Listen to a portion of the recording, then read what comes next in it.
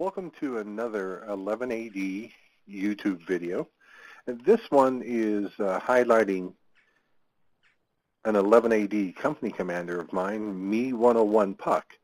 And he is in his SU-122-44 Tier 7 Premium Russian TD on Erlenberg Assault Mode Defense. What we're going to see here in this one is that the enemy team has a Type 59 and 3 of the Tier 8 TDs, 4 Tier 75s, 6 Tier 6s, and a Tier 5 Chaffee Scout. Puck's team has 4 Tier 8s, 4 Tier 7s including himself, and a Tier 7, and 7 Tier 6s with an AMX-12T Scout. He starts by heading east to take a solid position on the middle hill over to the far east side with excellent spots on the town. And it looks like he's being followed up by only a couple of tanks. The T-69's moving to the middle hill, and the AMX-12T is kind of rolling into town. So he doesn't have a lot of support initially here, and it ends up getting kind of hairy. So Puck immediately wants to kind of use his position to scout both anything coming from the south and, of course, anything that's traveling down through the middle town. Takes kind of a dinky shot at the building, at the Panzer IV-S. Sees more coming into town, so he's like, all right, I better help that 12T out, back up my T-69. Then he rolls up here, straight up into the center of this center ridge hill to try and get some shots. I'm not sure about his choice initially. Looking for that Type 69, and he gets shot. His engine gets taken out. He has to use his repair kit right away, gets shot again, and he's down from 840 to 364 right away. When I was initially watching this replay, I was like, oh boy, Puck, you're in bad shape. Here comes a T-20. Here comes a Cromwell. There's something else back there. It's the AT-15 that took his engine out, I believe. So I was concerned for him.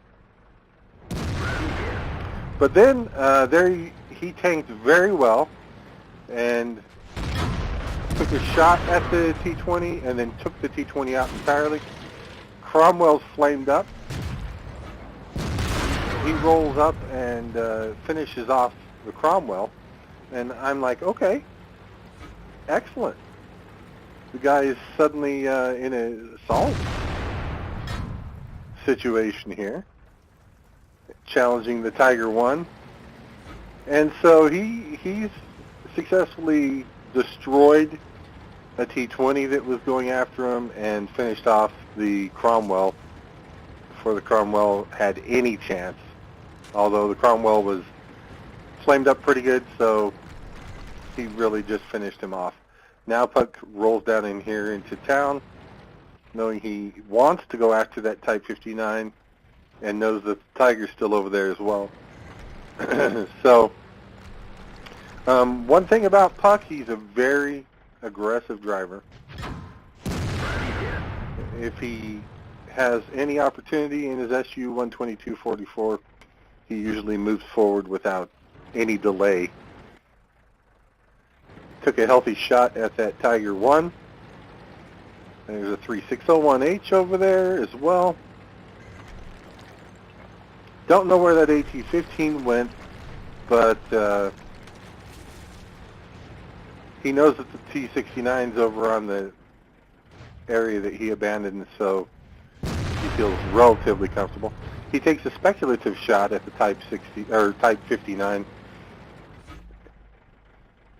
Looks for the Tiger. The 3601H is gone. And there's the Type 59. So he's trying to get his shot lined up for him.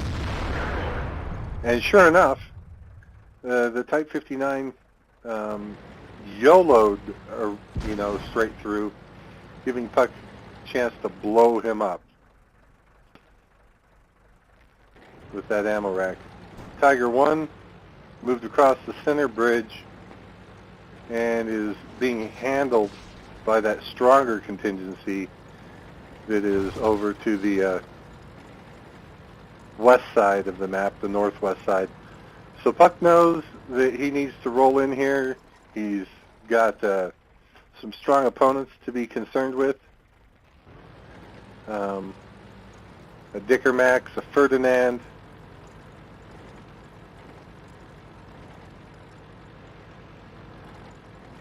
I think the other one's a Yag Panther 2. Oh no, Yag Panther, excuse me.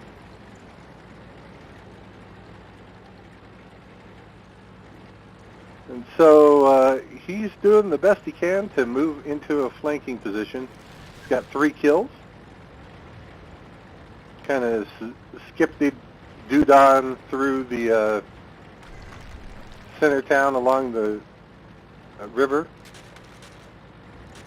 Now I'm unsure at all about where the AT-15 is because the T-69's down off the ridge line. For all I know, the AT-15 could have moved back down south towards his initial spawn, but like I said earlier, Puck kind of runs in this SU-122 with reckless abandon because he's so experienced and his crew is experienced as well. So there's a KV-13, clean shot, goes low. He'll have none of that. He's going to line up a second shot. Finishes off the last 113 on the KV-13. There's the J Panther, the Ferdy, and the Dicker Max. Going for a good shot on the Ferdy. That one went low, but the Ferdy was backing up out of range anyway. He's been spotted, so he needs to reposition. He's trying to get a good shot on that Dicker Max.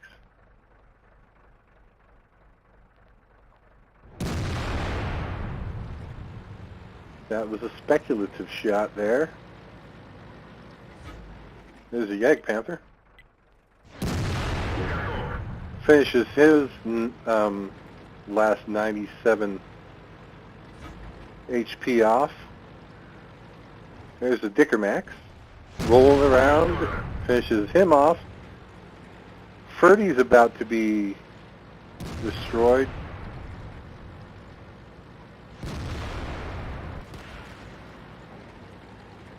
There, the Ferdinand's down. So suddenly, everything is in hand. Puck has handled 6 of them. His team's finished off everything except for that AT-15, and who knows where the AT-15 is. T-69 went back to the center ridge because the last known position was over on that side of the map. And since the AT-15 has kind of disappeared from the majority of the match, but did kill that TD, it looks like it was way up in the northeast, it's a safe bet that the AT-15 is still over there in that valley.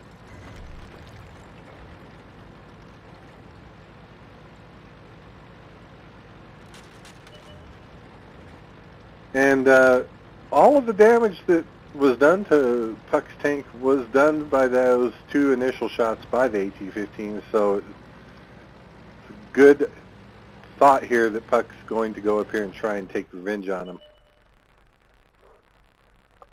But he's letting the T-69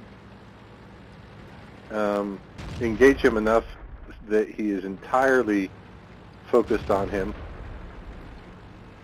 AT-15 is having the better of this battle, though. And so Puck needs to come up here and do something about that. Takes him down by 353, and suddenly the AT-15 is like, I think I better go after this guy. I remember this guy. I didn't finish him off earlier in the game. Puck, gets hit once there, whipped down half of his remaining HP. Puck takes a shot and misses. AT-15 bounces, and Puck lines his ass shot up and kills the AT-15 remaining 348. So that was a really solid battle. Let's take a look at the post-game stats. All right, so here we are in the post-game battle screens, and we notice right away, obviously, Puck got a top gun with his 7 kills and made 97,434 credits and 2,203 XP on his double. That's 1,468 XP non-doubled, or excuse me, without the premium. And that's not doubled, excuse me, that was not his first battle of the day in this, so that's 1,468 non-doubled. If we take a look at the team score, Puck did 3,103 damage and those 7 kills. And then if we compare that, the Ferdy did a bit more damage with his own 3 kills, but Ferdy had a lot more to shoot at. Everything went over to that side. But then when we take a look at the detailed screen, Puck had 17 shots fired. 11 of those were direct hits, 10 penetrations. He received 9 hits. 3 of them were penetrations. 6 were non-penetrating. Potential damage received is 2,005 HP. He detected 3, damaged 8, and destroyed 7. Damage due to his detection or his assistance, whether that be detection or tracking damage, was 1,228.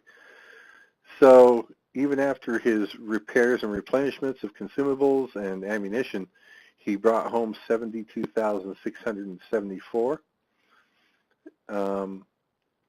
And like I said, non-premium, non-doubled XP was 1,463, or excuse me, 69, and with premium, 2,203. Overall, just an incredibly solid battle by Puck, in which what he did was cover the side that he knew tanks would come down, made a risky decision to move to that center ridge hill, and it cost him half of his HP initially, but he made adjustments. He tanked it out really solidly with the T-20 and what was left of the Cromwell, and then rolled down into the center town along the river to handle the Tiger 1 and whittle him down a bit. An amazing ammo rack shot on the Type 59 as he seemed to just YOLO it too much. He ended up taking out the last 1,040 of that Type 59's life. And then Puck went down south to the initial spawn location of the enemy team and went across the South Bridge and took on the Yag Panther, the Dickermax, and was going for that Ferdinand as well. Took a couple shots at the KV-13 and finally took him out. Ended up reaping the last shots on the KV-13, the Yag Panther, and the Dickermax. So that was, and then Puck went back to the last known location of the AT-15 and challenged him.